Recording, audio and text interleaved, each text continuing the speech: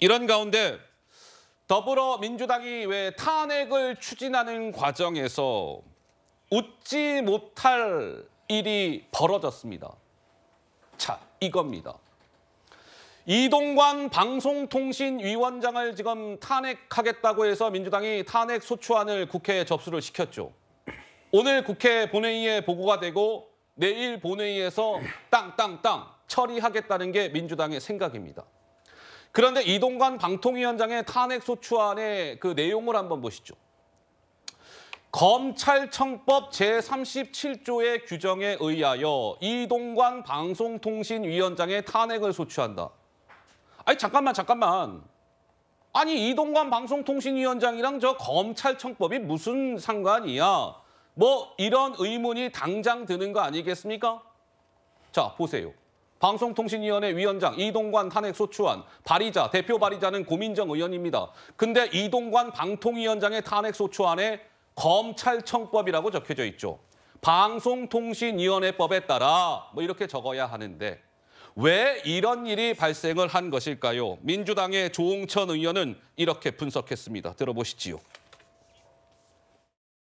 너무 탄핵을 남발하다 보면은 이 탄핵 발의에 대한 진정성이 좀 떨어질 수가 있다. 정말 절제되게 꼭 필요할 때만 사용돼야 된다. 검사 2명에 대해서는 X에 가까운 삼각표가 됐었는데 두 번째 열린 의총에서 그냥 일방적으로 좀 흘러가지고 좀 어안이 벙벙해 하고 좀 그래 했습니다. 재발의하는 과정에서 좀 실수가 있었던 것 같더라고요. 복붙하다 보니까 그렇게 된 거겠죠. 복사하고 붙이기 하다가 그렇게 된 것이겠지요. 조홍천 의원은 저렇게 얘기했는데 서정욱 변호사님 복붙 저게 무슨 얘기입니까? 아마 이제 검사 2명도 탄핵하잖아요. 네. 그렇게 갖다 붙인 게 아닌가. 아. 이정석 검사, 네. 그다음에 손준성 검사 탄핵 있잖아요. 네. 이걸 이렇게 복사를 검찰청법 이렇게 갖다 붙인 건데 아이고. 저는 이번 탄핵이요. 첫째는 이제 얼마 전에 탄핵을 발의했다가 철회했잖아요.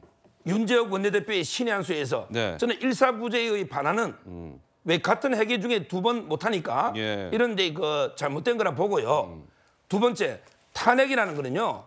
뭐냐면 이제 소추권자가 법사위원장이에요. 근데 우리가 검사 역할이에요. 근데 검사가 말도 안 되게 그냥 괴롭히기 위해서 유죄가 안 나올 게 확실한데 무죄가 나오더라도 괴롭히기 위해서 기소하면 이게 검사입니까? 깡패지. 아이고. 지금 이게 국회 민주당이 그래요. 헌재에서 9대0으로 질 게 뻔한데 그냥 6개월이든 7개월이든 직무를 정지시키자.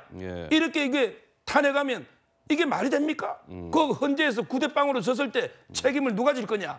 이걸 두 번째 말씀드리고요. 마지막으로 탄핵은 또 이게 파면 절차입니다. 파면. 자, 조국 장관 언제 파면됐습니까? 월급 서울대에서 다 받아갔잖아요. 강의 안 하고. 1심에 유죄되고 나서도 한참 뒤에 파면됐습니다. 그런데 손준성 검사 1심 재판 중에 있죠. 그다음에 이정석 검사 공수처 조사 중에 있잖아요. 왜 무죄 추정 원칙은 본인들만 주장하고 이 검사들은 적용이 안 되는 겁니까? 저는 말도 안 되는 상습적인 탄핵, 그냥 정치 공세로서 헌재에 절개 명백함에도 이런 게 공세를 펴고 있다 봅니다. 그런데 저 이동관 방송통신위원장 탄핵 소추안에 이른바 잘못 적은 거 아니겠습니까? 그렇지요. 이동관 방송통신위원장을 방송통신위원회법에 따라 뭐 이렇게 적어야 되는데 검찰청법이라고 잘못 적었다. 저 대표 발의자는 민주당의 최고 고민정 의원이었다. 이런 말씀을 드렸습니다. 고민정 의원이 최근에도요. 저런 비슷한 실수를 한 바가 있었지요. 영상으로 확인해 보시죠. 언론 탄압에 대한 또 장악에 대한 반성과 사과는 없이 계속 앞으로만 나아가고 있는 것을 묵과할 수는 없다. 주신 의견을 제가 관련 담당 부서에 전달하도록 하겠습니다. 실수죠. 실수였고 왜 그걸 제대로 못 챙겼나 하는 그런 마음이 들긴 들었는데 한편으로는 근데 잘 된 거 아니야 하는 생각도 들었어요. 혹시 왜냐하면 최초로 대통령실이 반응했습니다. 지난 6월에 고민정 최고가 용산 대통령실에 KBS 그 수신료 분리 징수에 반대하는 내용의 서한을 대통령실에 전달한다고 가지고 갔는데 그것이 A4지 그냥 뭐 백지 상태였던 겁니다. 백지 상태. 그 내용이 적혀져 있어야 되는데 백지를 들고 간 것이지요. 그래서 저 때도 좀 논란이 인바가 있었는데 이번에는 이동관 방송통신위원장 탄핵 근거로 검찰청법을 들었다. 글쎄요, 어떻겠습니까? 박서민 최고 좀 꼼꼼하지 못한 것일까요?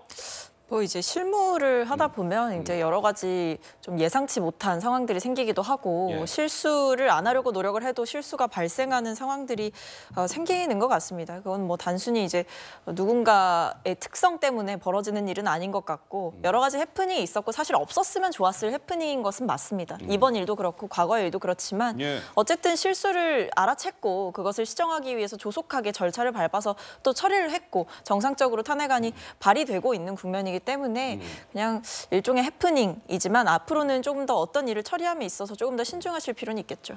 우리 어쨌든 지금 유호정 의원께서는 현역 지금 국회의원이시니까요. 네.